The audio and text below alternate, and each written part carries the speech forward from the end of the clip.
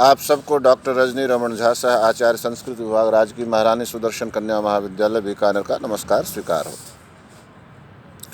हमने मनुस्मृति में 19 कारिकाओं का पारायण किया था। 20वें में है एतद् देश प्रसूतस्य सकाशाद अग्रजन्मनः स्वं स्वं चरित्रम शिक्षेरन पृथिव्याम सर्वमानवाः, कि इस देश में उत्पन्न हुए अग्रजन्मा यानी ब्राह्मण जो हैं उनसे पृथ्वी के सभी मानवों को चाहिए कि अपनी चरित्र की शिक्षा प्राप्त करें। एतद् देश प्रस्तुतस्य, इस देश में जो उत्पन्न हुए हैं कौन? अग्रजन्मना, अग्रजन्मा यानी ब्राह्मण, उनसे अपने चरित्र की शिक्षा प्राप्त करें। कौन? पृथ्वी के सभी मानव। अब आजकल तो बहुत इस पर विवाद हो जाएगा कि ब्राह्मण क्यों कहा, लेकिन यदि आप शास्त्रों को देखेंगे तो शास्त्रों में जो ब्राह्मण है, जो वेद के या पुराणों के ब्राह्मण हैं, वे आज के ब्राह्मण नहीं हैं। वे बहुत उच्च कोटि के लोग हैं जिनको केवल ज्ञान प्राप्ति से मतलब है, जो अपने चरित्र को बहुत ऊंचा रखते हैं, जो सत्यवादी होते हैं, जो यज्ञ करते हैं, कराते हैं, वे अध्ययन करते हैं, वे ब्राह्मण कहे जाते हैं। तो इसलिए उनके चरित्र से शिक्षा लेने में अपनी ही उन्नति है, अपना ही संवर्धन है। तो इसीलिए कहा मनु ने कि इस देश में जो प्रसूत हैं, उत्पन्न हैं अग्रजन्मा ब्राह्मण लोग, उनके चरित्र से अपने चरित्र की शिक्षा लें सभी, पृथ्वी के सभी मनुष्य। आगे कहते हैं हिमवद विंध्योर मध्यम यत् प्राग विनशनादपि प्रत्यगे प्रयागाच्च मध्य देश प्रकीर्तितः, कि जो हिमवान हिमालय और विंध्याचल पर्वत के मध्य में विनशन नामक स्थान से पूर्व की ओर तथा प्रयाग से पश्चिम की ओर, हिमवद विंध्योर मध्यम मध्यम और विनशात विनशनात् अपि प्राक प्रयागाच्च प्रत्यक, और जो विनशन के पूर्व में और प्रयाग से पश्चिम की ओर, प्रत्यक, प्रत्यक मतलब पश्चिम, तो पश्चिम की ओर जो स्थान है वह क्या कहलाता है? वह कहलाता है मध्य देश, मध्य देश कहलाता है। हिमवान मतलब हिमालय हुआ, और विंध्याचल दक्षिण की तरफ वो पर्वत है, तो इन दोनों के बीच की जगह जो है तो वो बहुत बड़ी हो जाएगी। तो कहा नहीं, विनशन के पूर्व, और विनशन एक स्थान होगा, और उसके प्रयाग के पश्चिम, प्रयाग के पश्चिम, तो प्रयाग के पश्चिम और विनशन के पूर्व, ये जो स्थान है, प्रयाग उत्तर प्रदेश में है, तो इसके पूर्व प्रयाग के पश्चिम और विनशन के पूर्व वह मध्य देश कहलाता है। यदि देखा जाए तो इसमें मुझे लगता है कि जिसको मध्य प्रदेश, राजस्थान, गुजरात आदि कहते हैं, यही होना चाहिए। सरस्वती नदी का जहाँ अंतर्धान हुआ, सरस्वती नदी जहाँ समाप्त हो जाती है, वही देखो मैंने कहा था कि राजस्थान और गुजरात के उस की तरफ जो स्थान है वो विनशन कहलाता है। तो उसमें उसके जो पूर्व हैं और के पश्चिम, प्रयाग के पश्चिम, तो इस स्थान को क्या कहा जाता है? मध्य देश। और आगे कहते हैं आ समुद्रात्तु वै पूर्वा दा समुद्रात्तु पूर्वा दा समुद्रात्तु पश्चिमात् तयोरेवांतरम गिरियोर आर्यावर्तम विदुर्बुधा।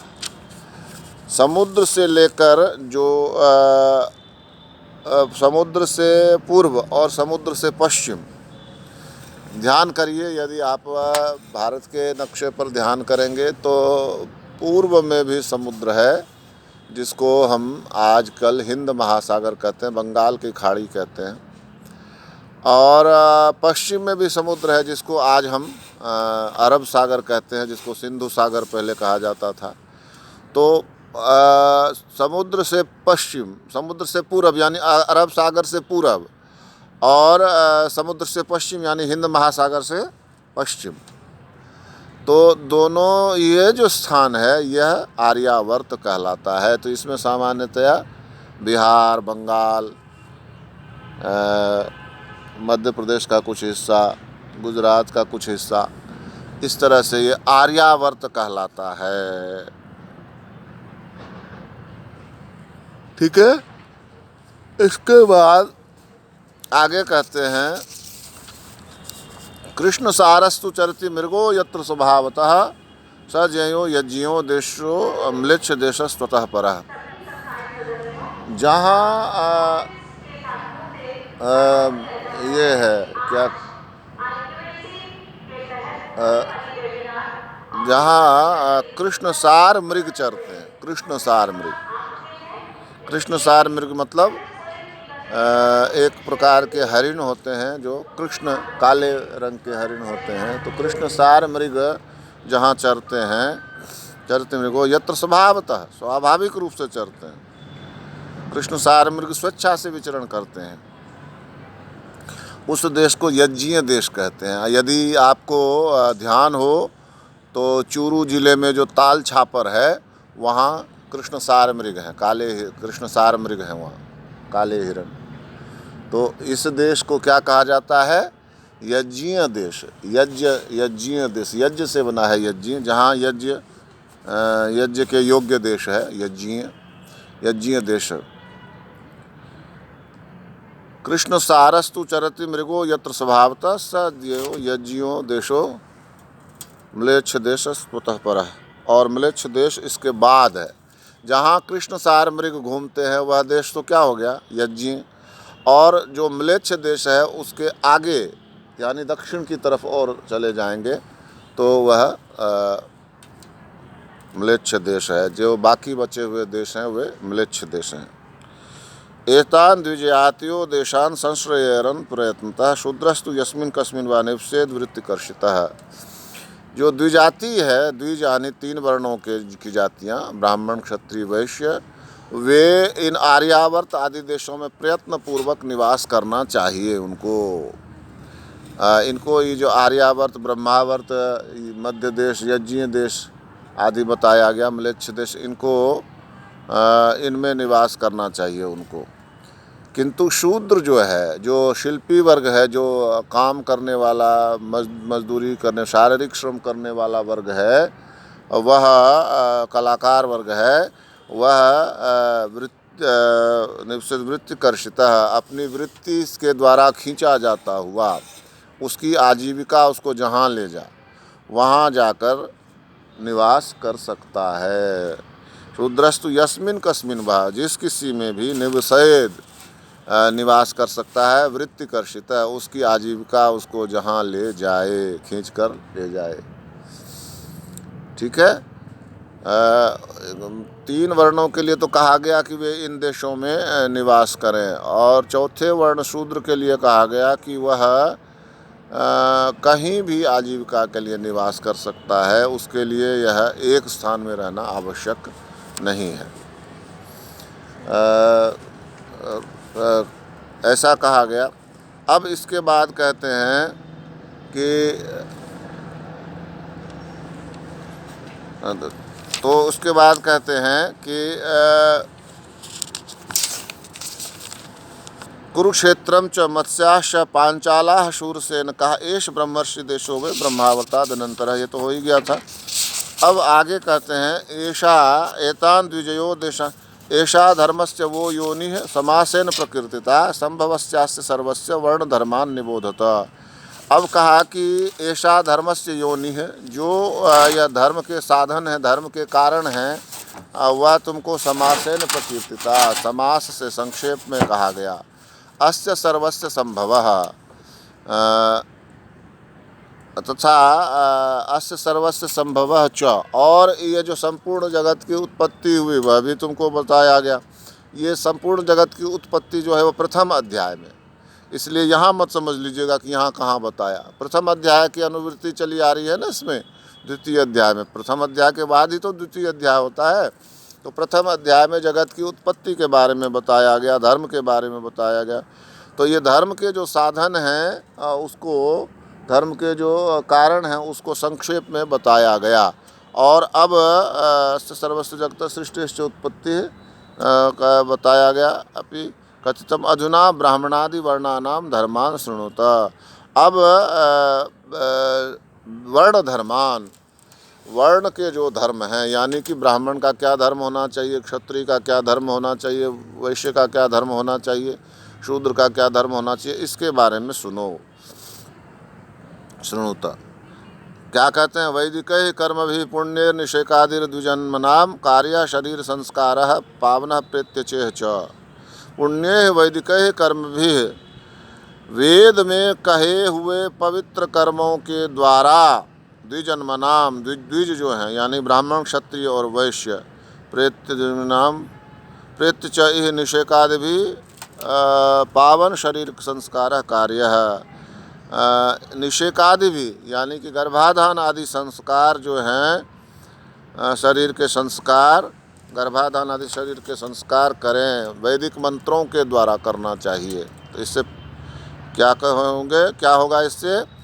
तो कहते हैं कि प्रेत्य च इह क्या होता है यह? तो इस संस्कार, ये संस्कार इस लोक में तो सापर लोक में अंतःकरण को पवित्र करते हैं। पुण्य वैदिक कर्म भी द्विजन्नाम निषेकाद भी पावन शरीर संस्कार कार्य प्रेत्य च इह च। जो द्विजन्मा है यानी ब्राह्मण क्षत्रिय वैश्य हैं, उनके गर्भाधान आदि संस्कार जो हैं वे वैदिक मंत्रों के द्वारा किए जाने चाहिए, क्योंकि ये ऐसे संस्कार जो हैं उसको इस लोक में भी और परलोक में भी दोनों जगह पवित्र बनाते हैं। आगे कहते हैं, गार्भैर होमैर जात कर्म चौड मौंजी निबंधने वैजिकम गार्भिकम चैनो द्विजानाम अपमृज्यते। क्या कहा कि गार्भय होमे, गर्भ को पवित्र करने वाले होमों से, जात कर्म चौड मौजी निबंधने और जन्म समय के जात कर्म संस्कार से, चूड़ाकर्म संस्कार से और यज्ञोपवीत संस्कार से। गर्भ में जब बच्चा है तो निषेकादि संस्कार होगा, फिर जन्म लेते हैं तो उसका जात कर्म संस्कार होता है, घुट्टी पिलाते हैं जो, फिर चूड़ाकरण उसके बाल काटते हैं जो, मौंजी निबंधन है उसको जो यज्ञोपवीत संस्कार कराते हैं। ये सारे संस्कार जो हैं वे क्या है इसका मौजी द्विजन्मनाम गार्भिकम वैजिकम च एनः। तो वह जन्म के समय का जो पाप है, पिता के द्वारा निषिद्ध मैथुन के संकल्प आदि के कारण उसके वीर के द्वारा बालक में आया हुआ दोष, जैसे मान लीजिए गर्भवती स्त्री है और स्वाभाविक है कि गर्भवती स्त्री के साथ उसका बालक है, माँ जो खाती है बालक वही खाता है, माँ जो पीती है बालक, गर्भस्थ शिशु वही पीता है। तो इस तरह से है, लेकिन उसमें दोष आ सकते हैं। कैसे? मान लीजिए अब आप लोग चूँकि कॉलेज की छात्रा हैं और परिपक्व हैं, इसलिए इस तरह की बातें करने में मुझे नहीं लगता कोई दोष है, क्योंकि यदि हम यह सोचेंगे कि यह गलत बोला गया या यह अच्छा नहीं बोला गया तो हम संस्कृत साहित्य के बहुत बड़े हिस्से के रस से, आनंद से वंचित रह जाएंगे। तो मैं यह समझता हूँ कि मैं शिक्षक हूँ, आप सब छात्राएं हैं, मुझे कोई बात ऐसी नहीं रखनी चाहिए छुपा के जो इसमें लिखी हुई है। तो ये कहते हैं कि जो गार्भिकम और वैजिकम जो एना है, गर्भ का जो पाप है या बीज के समय जो पाप है, वो पाप क्या है? जैसे मान लीजिए गर्भस्थ शिशु है और माता पिता ने पुनः संभोग किया, तो उसमें जो पिता का जो वीर रूप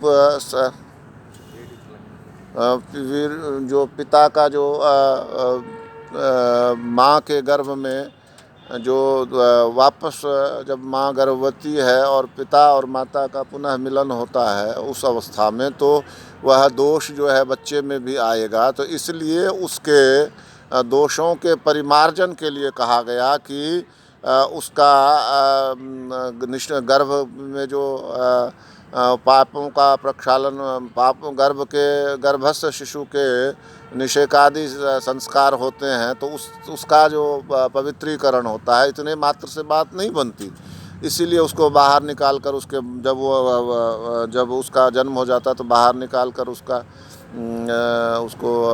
सूर्य को दिखाया जाता है, फिर उसके बाल कटवाए जाते हैं, फिर उसके उसके क्या नाम है कि यज्ञोपवीत करवाया जाता है। तो ऐसा ऐसा करने से जो गर्भस्थ शिशु का जो द्विजातियों के गर्भस्थ शिशु का जो पा दोष है वह उपमृज्यते, वह दूर हो जाता है, अपमृज्यते वह दूर हो जाता है। तो आज हमने यहाँ तक पढ़ा, शेष हम आगे देखेंगे। धन्यवाद।